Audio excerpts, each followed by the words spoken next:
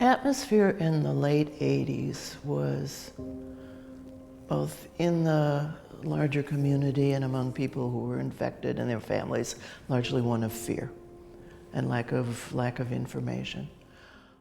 I remember the very, very early days before it was even called HIV and AIDS. It was, for a while, it was called GRID, which was gay-related immune deficiency. And then there was this evolving set of information. Watching it peripherally as it was evolving as a crisis, there was very little hope for those who were diagnosed in those early years. I mean, there certainly was stigma in the community, and there still is.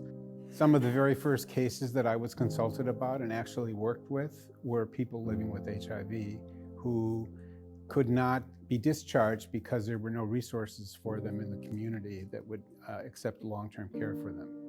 They were treated as pariahs. Hospitals were, people walked into hospital rooms of a patient with HIV in moon suits. We had death threats. There were reports to the village that asked for police assistance so people with HIV would not be outdoors because they might fall down and drop their blood on the sidewalk, and then their children would fall and get infected. It was that level of misinformation and fear that was still prevalent. And the ostracism and lack of capacity that followed from that. People lost their jobs almost immediately. Friendship circles either be very supportive or just evaporate. Many families disappeared.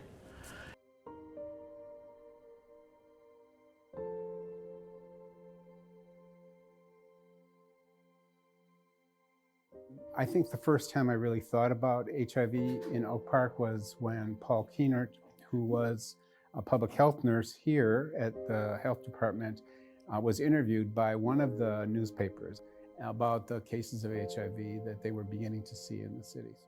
I was living in Oak Park when the epidemic started, and it became a logical place for me to focus on what community services were available to people with HIV.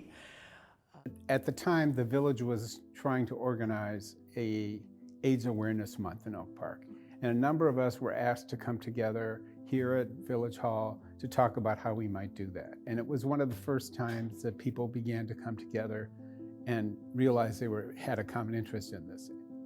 The vision behind founding Community Response was that, this was about fostering a community response. We would meet up actually in a building that was over South Boulevard in Ridgeland, and had a group of people who had come together, and then we formed an organization, and it was really wonderful. The other thing that I remember from those early days as we got underway with the HIV program in Oak Park was dealing with the issues of fear and stigma that were really still very, very, very rampant.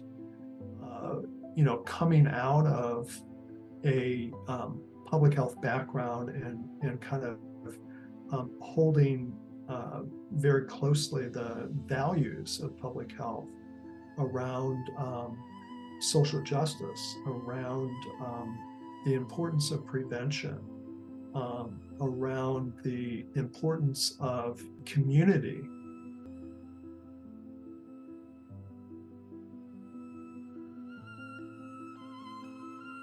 There was an outpouring of support for people with HIV as soon as there was a venue for organizing that support.